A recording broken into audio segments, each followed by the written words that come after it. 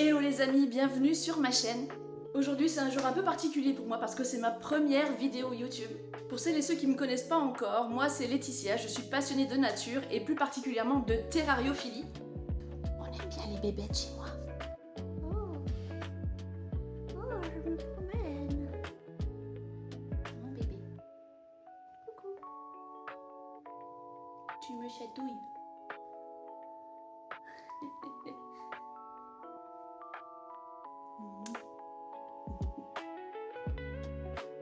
Bonjour à la commune. Sur cette chaîne, j'ai envie de vous faire découvrir mon univers, mes animaux, mes installations, mais aussi de vous apprendre plein de choses. Mon objectif, ce n'est pas seulement de vous montrer mes animaux, c'est aussi de partager des connaissances, des astuces, et peut-être même de vous faire voir certains animaux sous un autre angle, notamment ceux qui sont parfois mal compris ou mal aimés. Alors que vous soyez passionné, débutant ou simple curieux, j'espère que vous apprendrez plein de choses avec moi au fil des vidéos. Et pour commencer cette aventure, je vous emmène aujourd'hui avec moi dans un endroit dans lequel je me sens totalement dans mon élément, une bourse terrariophile. Et cette fois, ce sera à Terrarionièvre.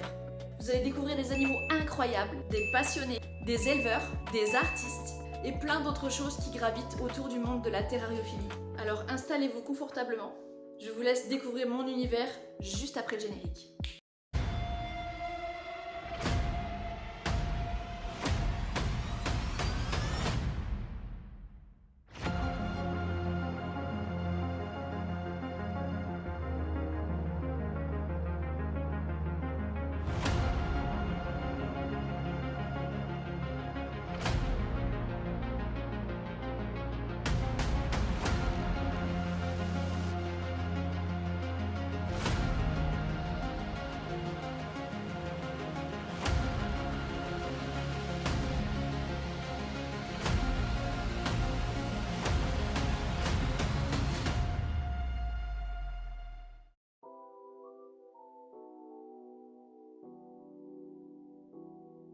Avec mon chéri, nous sommes partis à la découverte de ce salon que nous ne connaissions absolument pas. Et en arrivant, on s'est aperçu que l'endroit était juste immense, on dirait une sorte de hangar. Ce salon était séparé en deux parties. Une partie pédagogique, où des artistes, illustrateurs, des personnes qui vendaient des proies congelées, des insectes, des artistes, illustrateurs qui aussi pouvaient montrer leur création. Il y avait des vendeurs, comme on voit par ici, de crochets à serpents, des créateurs, des vendeurs de lampes chauffantes, de tapis chauffants, etc., etc.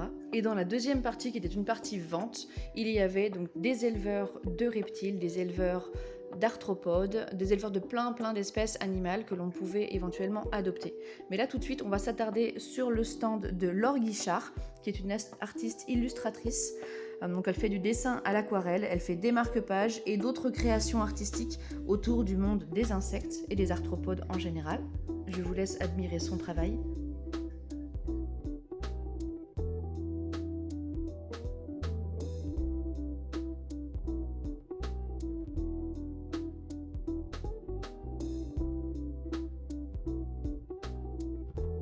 Il y avait également le stand de l'île aux tortues, c'est un élevage amateur de reptiles. Ils effectuent régulièrement des sauvetages et des pensions depuis quelques années. Sur ce salon, ils avaient un stand de prévention et d'information très complet.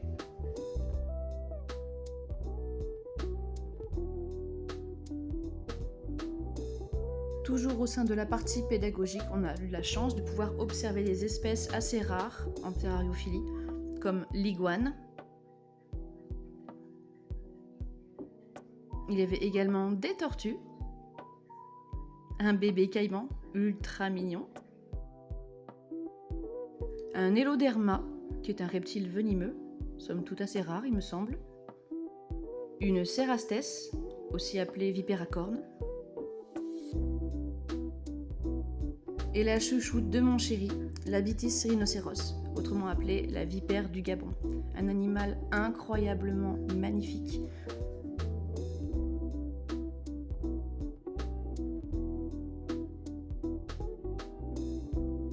Regardez-moi cette tête massive, c'est impressionnant. Prenons quelques secondes pour observer le motif sur ses écailles. C'est trop beau.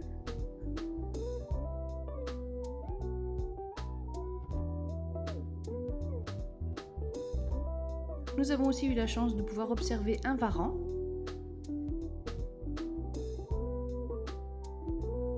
Et mon chouchou, un python réticulé. Regardez-moi cette couleur et la taille de l'animal, c'est impressionnant.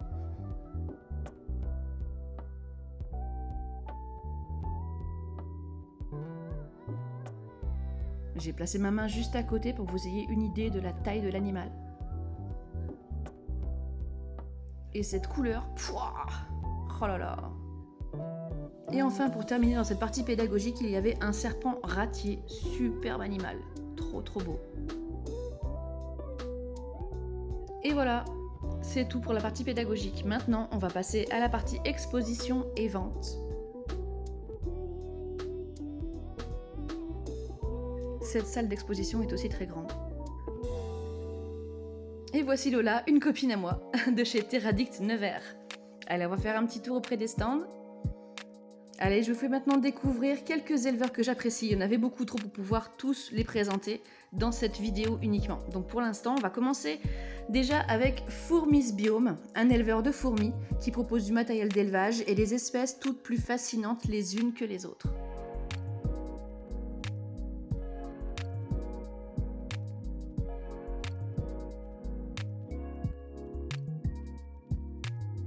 Ensuite, Ognos Concept. Il propose des plantes et des décorations naturelles pour terrarium et aquarium.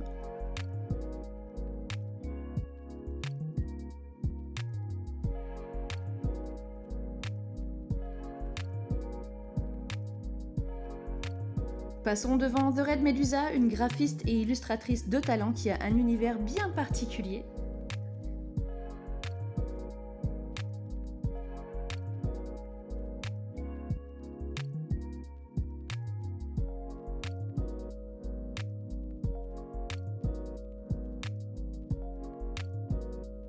Évidemment, on passe devant le stand de Didipus, éleveur d'arthropodes et concepteur de matériel de terrariophilie.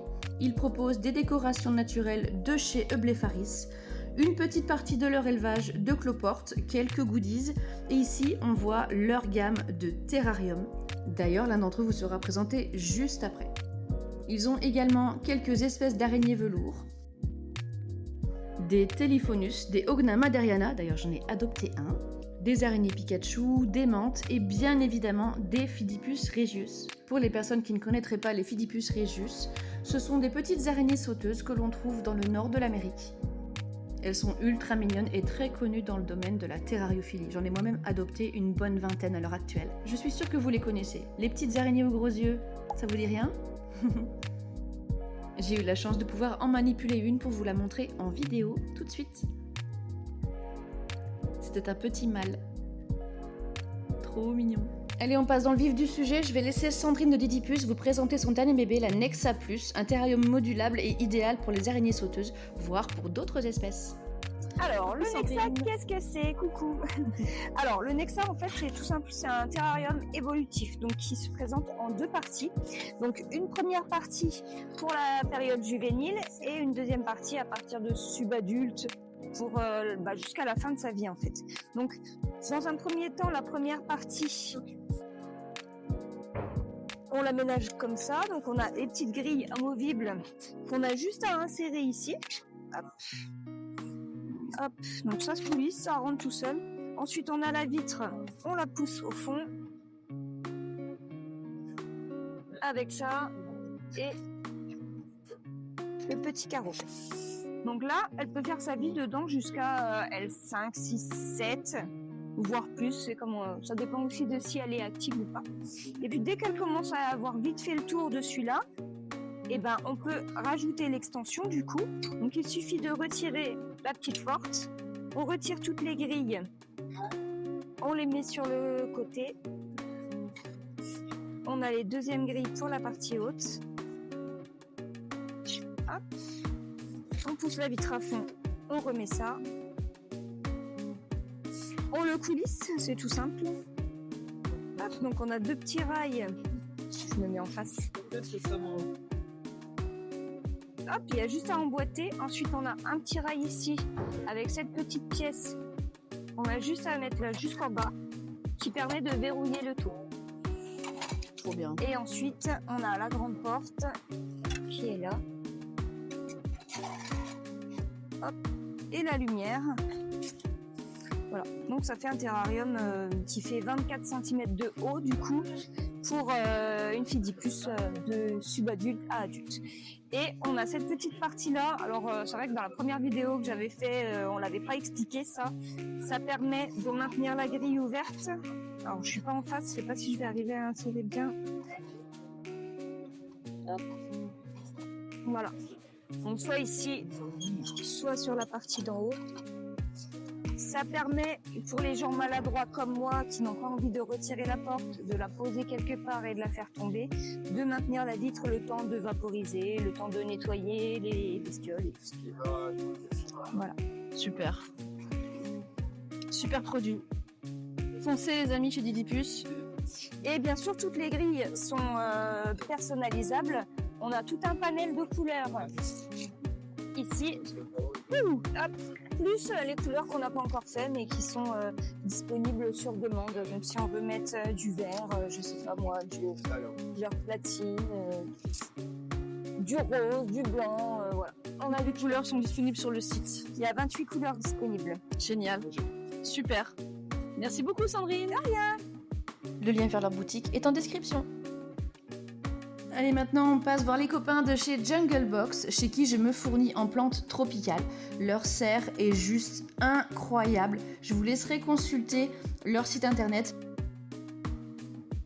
Mais regardez-moi ce stand de malade, tout ce vert, c'est juste magnifique. Ils proposaient aussi des terrariums aménagés, comme ça, pas besoin de se prendre la tête à les planter, à attendre que le cyclage de l'azote soit fait. Maintenant tout est prêt, il n'y en a plus qu'à acheter et pouvoir mettre les animaux à l'intérieur si on désire le faire bien évidemment.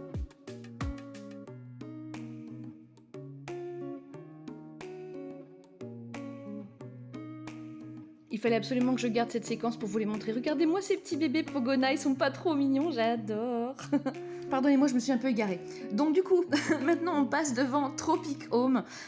Donc ils ont pas mal d'espèces d'arthropodes. Hein.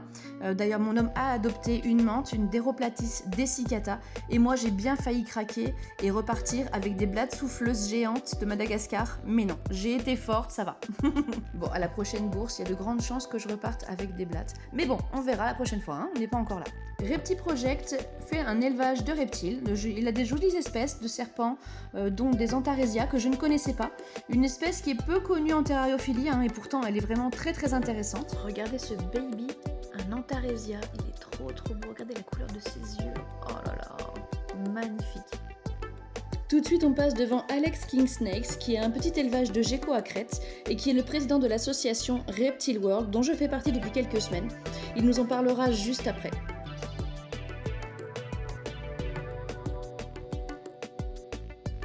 Et là, on passe devant le stand de Reptilux, nos amis de Haute-Savoie. Ça va les chouchous? Oui. Vous allez être sur ma première vidéo YouTube. Hein. Yes.